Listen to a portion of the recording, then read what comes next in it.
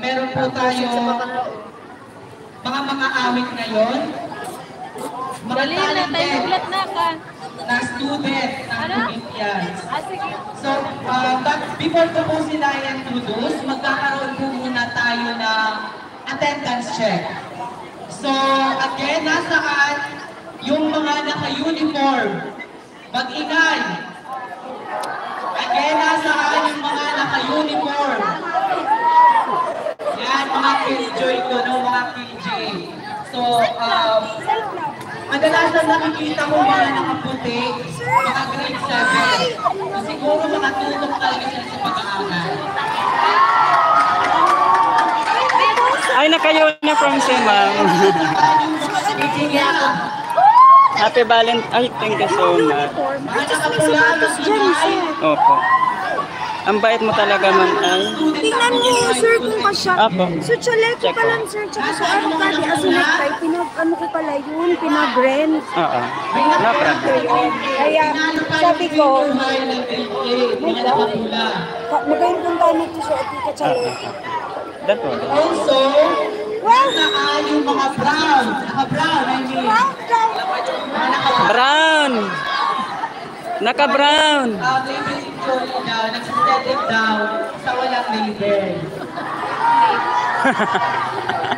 So, nasaan yung mga naka-yellow na mga walang karapatan? Parang mas mali na yung grade 8 kumpara sa grade sa senior high. Nasaan yung mga walang karapatan? Oo.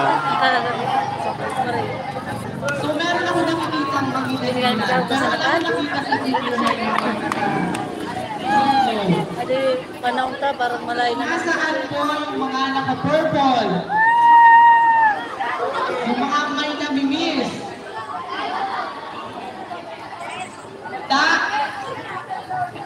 Si Ma'am daw. Nasaan yung mga umaasa naka-pink?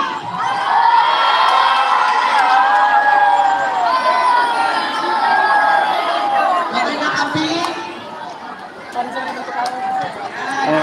And also, nasaan yung mga godfather, mga nakamaroon, mga in love sa fictional character? Nasaan? Lalo na ngayon na merong adaptation yung University Series. Sino yung satisfied sa cast? Ay, thank you, ma'am. So, sunod, nasaan yung mga naka-orange? Admiring from Apartheid. So, ito na yung sign para mag-first move. Ala, dapat pala si Glory. Ay, And also, nasaan ma'am, pakapot po. Pakapot po. nag-box down. So, sabi dun sa page ni PIO, sabi daw maghuhugas lang ng pinggan, pero hindi na bumalik. Parang mas maina yung mga grade 7, 8 compared sa senior high. So, yung grade 12 pala, meron pala sila after nito, pero and also lastly, yung mga naka-blue, the colorblind.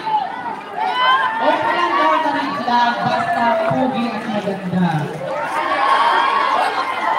So, yun. Again, happy Valentine's Day, everyone. So, ngayon po,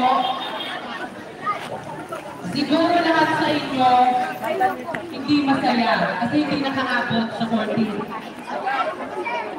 Tama? Pero, I just want to remind you all na yung Valentine's is just about having a girlfriend or boyfriend. It's about celebrating love in its form.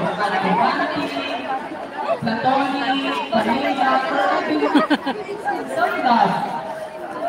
Kasi love starts within ourselves. Tama po ba? Parang kailangan attention dito sa harapan. Yung mga grade 11. Again, yung mga grade 11 nasaan? Pag wala ka magpagawan ng sakto. Sige naman. Wala kayong grade 11.